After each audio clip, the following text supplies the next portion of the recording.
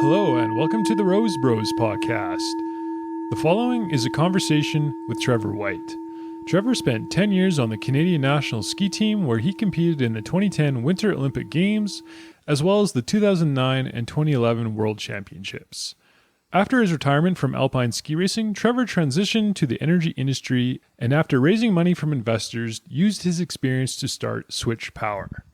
Switch Power is a sustainable energy company that develops, builds, owns, and operates energy projects in wind, solar, gas, and energy storage using an innovative energy management system. We sat down for a smooth cup of Rose Bros coffee and talked about the challenges and opportunities of sustainable energy, energy economics, balancing a traditional energy source like natural gas with renewables, entrepreneurship, and a lot more. Enjoy!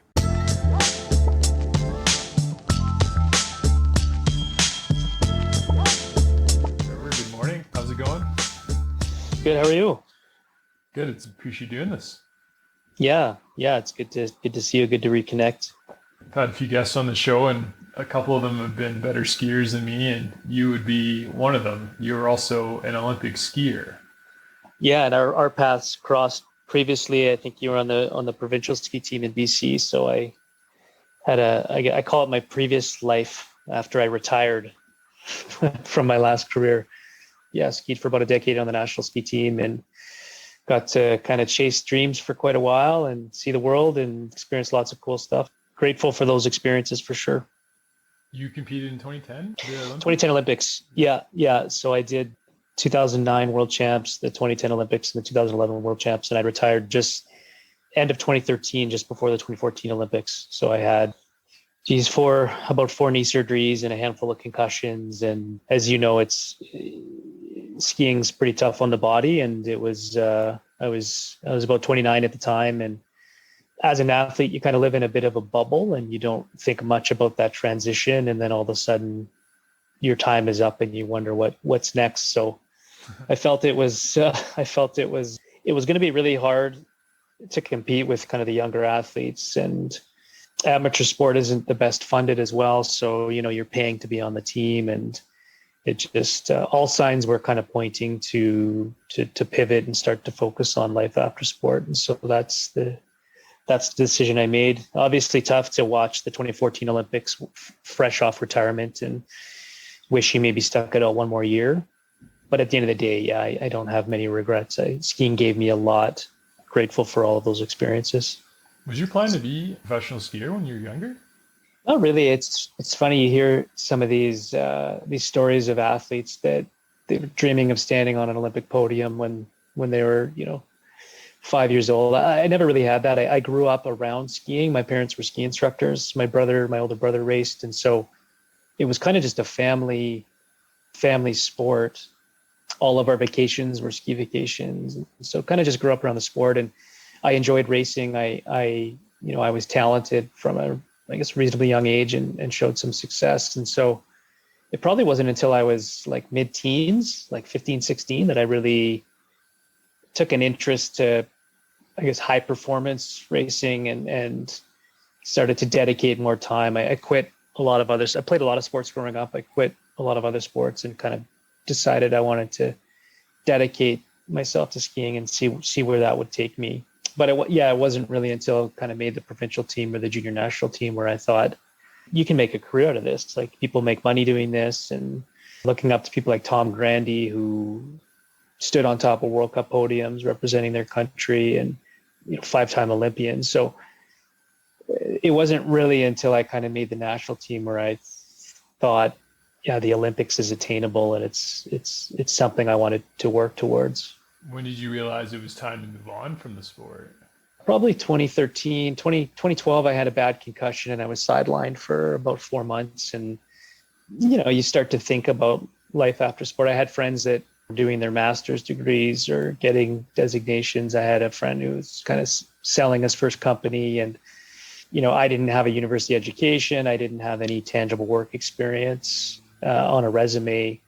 And I think it's changing. I think a lot of people look at athletes, and there's transferable skills that transcend from sport that you can't teach in school, work ethic and determination, perseverance, what have you.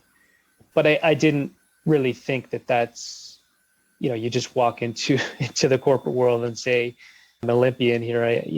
Not having any tangible work experience or formal education or post-secondary education. So going through that concussion process where I was sidelined, I started to think about, what would I do after sport? And it's hard. I mean, sport becomes your identity. Mm-hmm. It's all you know. It's all you've dedicated yourself for 30 years, a third of your, potentially a third of your life. And so, yeah, really hard to kind of think outside of that bubble when everything you've done is, around sport, and it is such a big part of your life and your growing up and your identity. So yeah, I spent most of kind of 2012 wondering, what I would do outside of sport, and decided, 2013 would be kind of a make or break it year. And if I could get back healthy, and if I could get kind of back into the points in the World Cup and maybe make another run out of it. But I think that was really the impetus for it was that was the first time I really realized, like, this is not a forever thing, right? It's that first time you kind of, the bubble breaks and you're like, oh, I might not get to do this for another 5 years, let alone another year. So you should start planning on what's next. Long story short, you finished ski racing, ended up going back to school, and here we are today, and you started Switch Power. What is Switch Power? Yeah. So I did a 1-year commerce degree, kind of crammed everything into 1 year, and then started working for, it's called the Cardon Group of companies. So they were kind of an oil and gas service provider. They've got several different divisions. And through that process, as commodity prices fell in oil and gas in 2015, and we laid off 65% of the staff. And so we were really looking at, how do we diversify, right? How do we survive, really, like most companies in the energy sector at that time in Western Canada. And so we started to look at power, and specifically renewables, as a service offering. Still kind of professional services, selling time for money. But the idea was to kind of be the boots on the ground. There was a lot of capital coming into Alberta. We had a renewable energy program under the NDP government. And there was a lot of multinational companies looking to get a foothold in the Alberta market. Alberta's, I think, the only deregulated power market in Canada. So it really allows for a lot of flexibility in terms of structuring and projects, and you can connect to the grid, and you can do sort of virtual contracts rather than big utility procurement, for example. So I found myself doing anything from buy side M&A, trying to buy projects on behalf of funds, to greenfield development. So helping identify where the best place to put a wind farm is in Alberta, and where there's capacity on the grid, and permitting, project management, et cetera. And so I built kind of a book of clients and a small team. The renewable energy program, pricing came out, it was really low. It was really hyper competitive, lowest prices in Alberta or in Canada at the time. So a lot of the money where you're competing for capital globally, they started to kind of flee the market in Alberta. And so I had all this intellectual property. I had this team. I had all this experience. And so we decided to start to put our own capital into some greenfield solar projects. And the realization was, it's a diverse, I guess, business model or revenue model for the Cardon Group of companies. Like, you're investing capital into assets. You're not just selling time for money and trying to find the next project or the next customer. But what I really realized was there's sort of a gap in the market. There's a lot of projects. I think there's about $5 billion of solar projects, maybe $7.5 billion plus of wind projects in Alberta that are in different stages of development, some ready to build, some have been ready to build for over a decade. But it's really circles around financing and the ability to finance projects and have power offtakes, long-term power contracts. And so we kind of identified that gap. And so we took this service model approach with this sort of infrastructure investing thesis and our oil and gas customer base, and we kind of threw all three together, and this sort of electricity as a service model really came about. And so the idea was, you're helping customers, providing a service, you're entering into long-term power contracts, but you've kind of de-risk that whole greenfield approach because you have a built-in host or a built-in customer. So you don't have a lot of projects exposed or capital exposure on the development side where projects may or may not ever get built. So that was really the catalyst for Switch Power, was taking sort of those different philosophies of investment, of service provider, of the power market and the opportunity, and kind of blending them all together. We had a couple early stage projects. We needed capital, so we made the decision to split out the division under the Cardon Group. And so basically we provided sort of the seed capital, and yeah, we were live. You guys own power projects right now? Yeah, so we're a sustainable power company, more specifically a developer, asset manager, owner operator of sustainable power infrastructure. So we manage all aspects of the life cycle, from originating a customer, for example, developing, permitting. We finance, we build, and then we operate over the long term.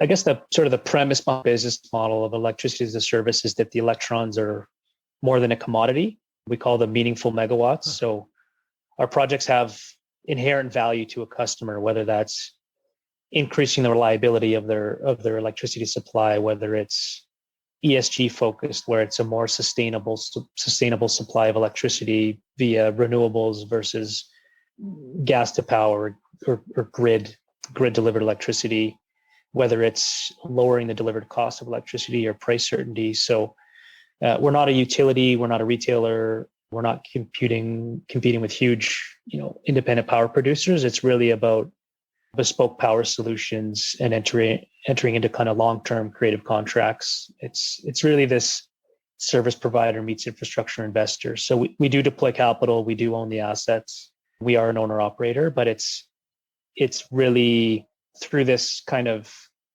meaningful value proposition lens to a customer.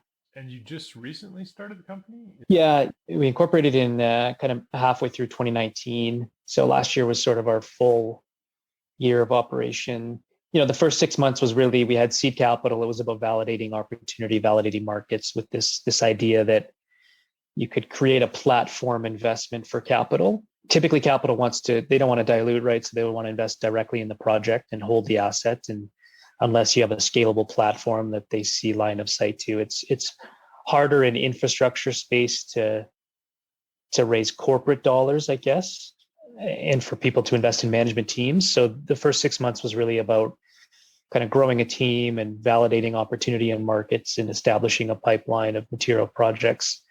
Last year was really about putting all the foundational pieces together. So raising working capital, growing out the team, moving the needle on material projects that investors can really sink their teeth into. They're not ideas, they're not opportunities. They're actually, there's line of sight to contracting them. They have long-term offtakes with credible counterparties and line of sight to actually building and operating. And so, yeah, it was really focused on capital raising, and we did a deal with a large fund, Crown Capital, to provide sort of a project financing mechanism. We went from, I want to say 5 people to we're pushing on about 17. So it was really about, the foundational pieces. And then this year is really about execution. So we'll be financing our first 2 to 3 projects. We'll have our first project in service by the end of the year, sort of getting to cash flow and then continuing to grow that pipeline. And what kind of projects do you guys look for? I want to say we're kind of technology agnostic, right? We're still a solutions provider, even though we're an infrastructure investor. So it really depends on the purpose of the project or the objective of the customer. Some of the nuances or constraints of the project, right? Do you have access to gas, for example, available land? What's the solar radiance or the wind regime look like? So it really depends. But right now we're doing everything from a $100 million cogeneration, so gas steam facility, to behind the meter solar projects connected to facilities. So it's a broad range of technologies. And again, it's what's the best aggregation of technology to meet the objectives of the project and the customer. So in layman's terms, Switch collects the capital, invests in the projects, delivers the energy to customers who pay for the product, and you return the profits back to the company and shareholders? Correct. We control all aspects of the I guess the life cycle. So we'll originate the customer, Huh. we'll do the engineering and design, we'll do the development, the permitting, we finance, we deploy the capital, we'll oversee construction, and then we operate over the long term. We're providing a service to the customer, whether that is selling electricity, whether it is like through energy storage, for example, or ancillary services. Maybe it's just peak avoidance, right? You're pulling them off the grid for those highest price hours, and it's sharing in the savings. So there's a lot of different ways to monetize these assets, but typically, yeah, you're selling an energy or a service, and you're monetizing that over the long term, much like an annuity or an infrastructure type play. Is finding customers hard for this type of business? I wouldn't say finding customers hard. We've really validated opportunity in several niche markets where there's that inherent value proposition. So whether it was high electricity prices, whether it was access to capital where they don't have capital to deploy non-core infrastructure, right? Are you going to drill a well, or are you going to build a solar project? Whether it's ESG driven, I think everyone is really starting to look at sort of their environmental impact, whether that's being pushed from capital markets, from lenders, from consumers. They're focused on ESG performance. Most of our grids have a pretty high carbon intensity factor because of coal-fired or gas to power. And then in remote locations, such as off-grid mines or remote communities where they're burning diesel, obviously that's pretty high carbon footprint. So we kind of found underserved markets. So identifying customers or opportunity hasn't been hard. I think materializing customers to the point where you have a financeable project is really what's been more difficult and what's taken a lot of time. There's a lot of education around the projects, the technologies, the impact to their business. There's a lot of commercial nuances around, you're physically connecting to someone's asset, right? So you're connecting a solar farm to a refinery. That has its own implications. There's a permitting cycle. So I think the origination timeline has been difficult, but certainly validating opportunity. I think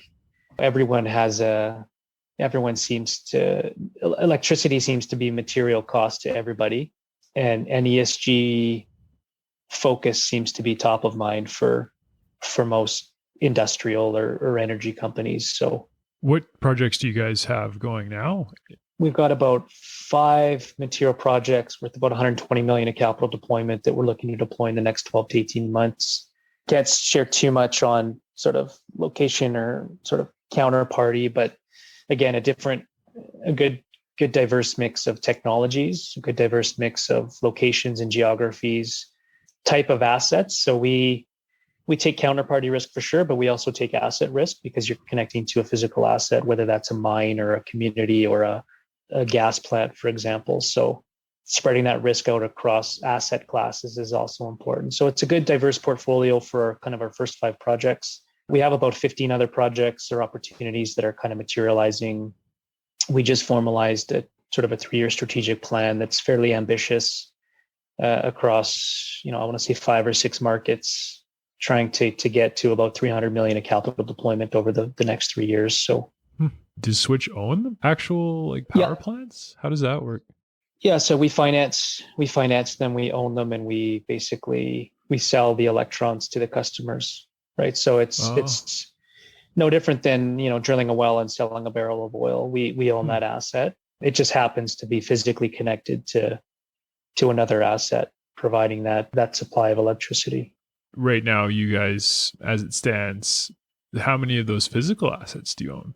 We don't have anything operating, so we're pre-cash flows. So this year will be our first sort of deployment of capital into our first handful of projects. Okay. So we currently don't own any assets outside of development assets, I would say. So we have projects in flight that are permitted that have, I guess, tangible value, but they're not built, they're not operating. And so is it wind or solar or hydro? It's a mix of solar and I guess I would say thermal or gas generation right now. We do have a broad range of different technologies we're looking at. whether it's behind the meter storage, whether it's distributed wind. Again, we're technology agnostic. So what is the best technology mix to kind of meet the objectives of the customer? And a lot of it's location specific. A lot of it is project specific. I'd say the bulk of our portfolio is solar. Alberta and Southern Saskatchewan have a great solar profile, solar irradiance, and solar's modular. It's easy to deploy. It's easy to scale. We're working with a company that has redeployable solar trackers. So I mentioned asset risk before. You can pick up and move these if facilities expand, or if facility goes offline and you have stranded infrastructure, you can pick that up and move it to another asset or another host. So technology is very important to us, but we're not a pure play solar developer or pure play wind producer. I say sustainable power because everything we do, we look through the lens of, what is the most environmentally friendly, what has the largest social impact, and what is the most fundamentally or economically sound electron we can produce. But it doesn't mean that it's pure play renewable. We're looking at flare gas to power, for example, which is, it's combustion. You're burning gas to form electricity. But if you look at sort of the life cycle impact of carbon, it's methane abatement, right? You're taking flare gas and converting it into a second use. So we really take a holistic view around sustainability across those three pillars, and that factors into definitely some of the technology discussion around what we're trying to deploy. How much money did the company raise at the beginning? To date, we've raised about $5 million in sort of corporate working capital. And as I mentioned, we have a deal with Crown Capital Partners, who's a large, I want to say boutique financier, and they've got a Crown Power Fund. So they're deploying capital into power infrastructure. So it's a pretty unique and strategic partnership, one that we're very proud of as a startup, to have a large financier like that to be able to put up 100% of your project finances is incredible, actually, and a great group to work with. I think that we share a vision of distributed generation and not chasing mammoth utility scale power projects, but unique projects in underserved markets with sort of a value proposition. So in a way, you guys are kind of the boots on the ground to find these unique power projects to supply returns back to the fund that invested in you then? Yeah, at the beginning I said we're a developer, asset manager, owner, operator, and that's because we get to play in sort of all three tiers of that value chain. We get to extract cash flow, we get to manage the assets, we get to develop the assets. So in terms of power projects, is there one type that you guys are more interested in or you see more opportunity in? Yeah, I think we spent a long time validating markets. Power is really saturated in a lot of markets, and especially renewables. There's, it's renewable costs have come down so much in the last 10 years that they're hyper competitive, and you see lots of provinces, states, countries, utilities doing large procurement of renewable power, and it's been a bit of a race to the bottom. So I guess power is a little bit monopolized as well. You have sort of state-run or provincially owned utilities, so it's hard to operate in different markets. So we spent a lot of time kind of combing through opportunity and where we want to position ourselves in what markets and what sort of subsectors or host sort of asset classes. And so I think all of our markets present opportunity. Some have different risk profiles, some have different return profiles, but really the thesis is you have diversity of geography, you have diversity of counterparty, of customer, of asset, of technology. In Alberta, there's an abundance of natural gas, right? There's no question. So does gas to power make sense? In some cases, absolutely. In some cases, you're looking at rising carbon pricing and it's hard. Saskatchewan, there's an incredible opportunity for flare gas to power. Harder to maneuver around sort of the utility. In the north, we're well positioned in the Arctic, serving remote communities or remote mines through diesel abatement, so off-grid scenarios, and that's a really attractive market. I mean, the levelized cost of electricity that customers pay up there is astronomical. Like it's 30 times the Canadian average. It's unbelievable, and so it really, each market has its own unique proposition for us. And there's a reason why we position ourselves in each of these markets. So hard for me to say, one has more merit than the other. I think some are maybe easier to have short-term deployments because the regulatory framework or the permitting framework is there. But certainly, I think some have a lot of long-term potential or even global scale. I'll use mining as an example. Remote mines they're shorter mine lives, they're remote, they're in the middle of nowhere, they're not grid connected. So it's harder to make a project work. But if you can make a project work, there's significant value, both environmentally, but also economically to these customers. And if you think about communities, remote communities paying significantly more for electricity in these areas, there's a lot of social meaning there. There's a lot of social value that you can create. And with mines, there's global opportunity. I mean, you work with a company that has a mine in Canada, and maybe they have 30 mines around the world, and there's global scale. We call it scale through counterparty or scale through customer. So there's all these different reasons why we're in the markets we're in, and different value that they present. And it really, if you were to ask anyone in Switch, they may have a different answer, right? Some might be more innovative. Some might be more social driven and more impactful and have more meaning, and that's why they pursue it. Some might be scalable or unique for another reason. So it really depends. You've seen a lot of projects, I'm sure, in solar, geothermal, wind. There's been a lot of controversy around those types of projects. For instance, the disaster in Texas the last few days. Do you think that solar is possible and wind is possible in Canada? Yeah, I think it's a balanced approach. I don't think there's one solution. I don't think it's, I don't think solar is going to solve everyone's problem or wind's going to solve everyone's problem. I think on a levelized cost basis, wind and solar are competing with, they're at grid parity, or they're competing with gas, or they're competing with coal. On a redundancy basis or a base load basis, yeah, they're intermittent. They're not there. I think energy storage is still being commercialized. I think it has a significant future as costs come down, as reliability goes up, to serve some of that base load. But I don't think it's a one solution. I think we need all forms of energy. It'd be hypocritical for me to say that fossil fuels are dead, right? I live in Calgary. I drive a car. I buy consumer products that are driven by fossil fuels. So I think there's a future there. I just think it's shifting, and I think wind and solar will continue to have a future. Absolutely. I think you'll see higher levels of penetration in terms of grid supply or energy supply.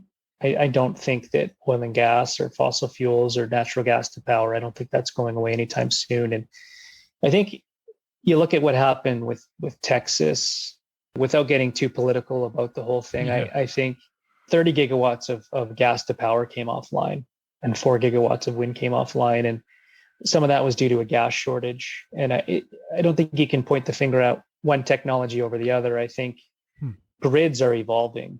It's called decentralized energy, decentralized electricity, where we rely on this big mammoth grid and system operator to deliver electricity. And if you had a distributed system where there's a lot of self-supply, you're not reliant on these big utility projects coming offline. We have it in Alberta. A coal facility goes offline and our power prices hit the roof, right? And so I think the whole system needs to be flipped on its head a little bit. I think, we're absolutely not getting rid of a grid. That's not what I'm saying, but I think that grid operators and utilities and retailers alike, we all have to adapt to this changing market where you have different technology mixes, you have intermittent supply, you have distributed resources that provide a different level of redundancy and reliability. And we just collectively, there's a place for all of them. We just have to figure out how it can work in sort of this new system, this new economy. I think interties are also really important. I think Texas does not procure a lot of electricity from neighboring states, nor does Alberta for that matter. But so I think electricity is interesting because it's very localized, right? It's produced and consumed in a small region, where other commodities like oil and gas, you're shipping them and selling them across the world. And so it's partly what makes power so exciting, is it's really complicated. But yeah, I think there's I think there's an energy mix in the future that's going to be very diverse and very robust. And I do see renewables playing a large part of that. Do you think it's just a matter of storage capability in the case of solar, for instance? Because right now you can generate a lot of power from solar, but the problem is it's intermittent in Canada. So do you think if there was a storage solution that solar would be a solution? Absolutely. I think that the problem is just the cost, right? The incremental cost of having that much storage.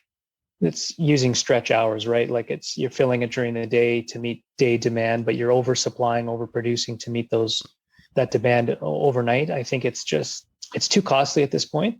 Could you ever become 100% renewable with storage?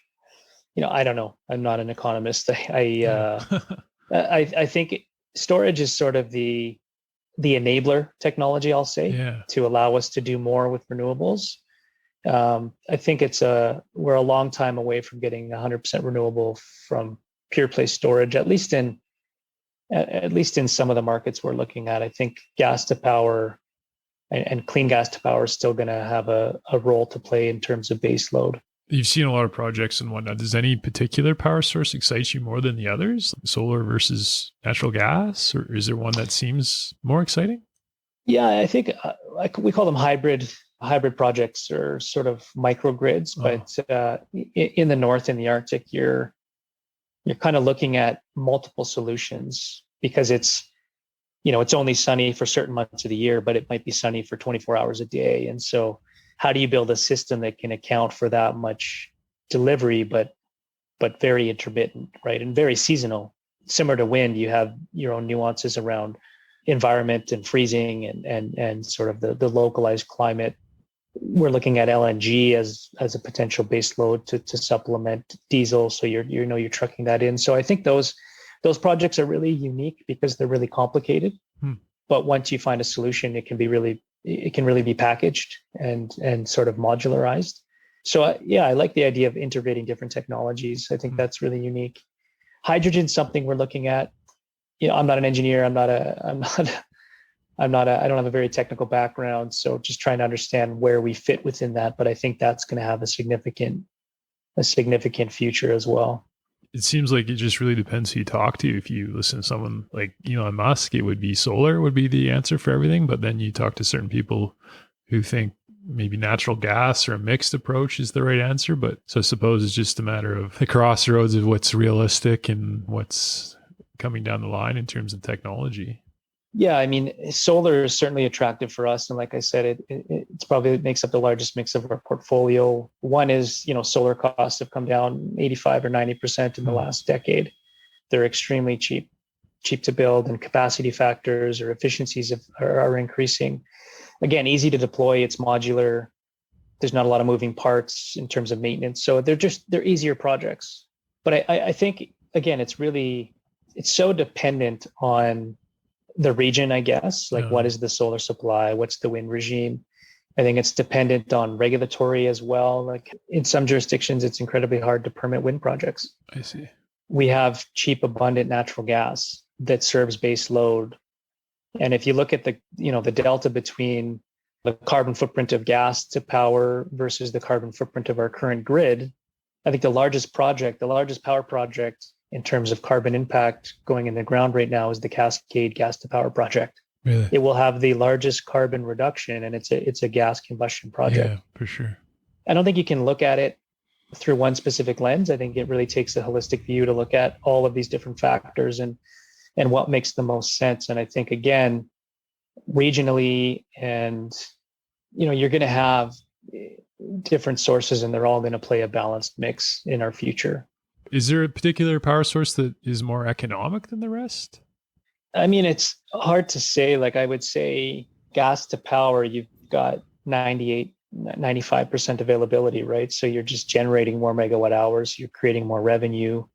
And if you can have a sort of a cheap gas source, those are economical projects. But now you throw in carbon tax, right? Which is a significant liability, a significant cost. And what does that do to the economics of the project? So it's a changing landscape, and it's really hard. I think, you look at wind and the wind prices that we had come out of that renewable energy program at 3.5 cents or 4 cents a kilowatt hour. That's incredible. That's on par with gas, maybe cheaper than gas in some areas. But again, it's intermittent, right? It's 40-45% capacity factors. So for us, it also relates to the value we're creating for our customer. So the nice thing about solar for us is the generation profile aligns quite well with our coincident peak, so our highest price hours in Alberta, at least in the summer months. And so that has value. So it's really about the value of the electron, not necessarily the value of the technology or pure economics, right? I think solar for us maybe creates a stronger value proposition to our customers than anything else that we can see at this time in Alberta. And again, it depends what you're trying to solve, if it's reliability, if it's cost savings, if it's creating environmental offsets so they can meet their scope 1, scope 2, scope 3 emissions, whatever that might be. It's hard to answer. I think it's really, there's so many factors that determine the economics. If you think about it this way, the more value we can create for our customers, notionally, the more we should be able to sell our power for. And so the stronger the economics should be. So it's kind of this, value equals return basis or risk adjusted return basis. And so it's a tough question to answer. Fair enough. What's the plans for Switch going forward? I think you mentioned you guys have a few projects coming up. Yeah, so like I said, we're looking to hit financial close on our first couple of projects here this spring. We'll have our first projects in service by the end of the year. Scaling up, I mean, really the goal is to continue to grow and materialize the pipeline of projects. We've set an ambitious target of about 300 million of capital deployment over the next 3 years, which in aggregate doesn't seem like a big number, but if you consider, the average size of our project might be $5 or $10 million. That's a lot of projects. It's a lot of customers. It's a lot of value we're trying to create. And yeah, we'll be scaling up appropriately. So looking at new markets, it's really the future's bright. I think it's really just about us executing, getting credibility in the market. The question we get asked by most customers when you sort of originate an idea is, where have you done this? Or what do you have that's operating? So I think once we can get that credibility in the market, I think we can scale quite quickly. Any advice for another entrepreneur out there who may be looking to start a company or run a company like yourself? It's never easy. It doesn't come without hard work. I think this has been probably, compared to my former life as an athlete, I think this has been much more challenging. Maybe not physically draining, but it's been emotionally draining because of course you're emotionally invested as well as financially invested. Or you got 2 kids now. Yeah, and 2 kids, and yeah, I mean there's a lot of sacrifices that go with it. I'd say hard work and grit are probably, and determination. Those are the things that I think maybe differentiate.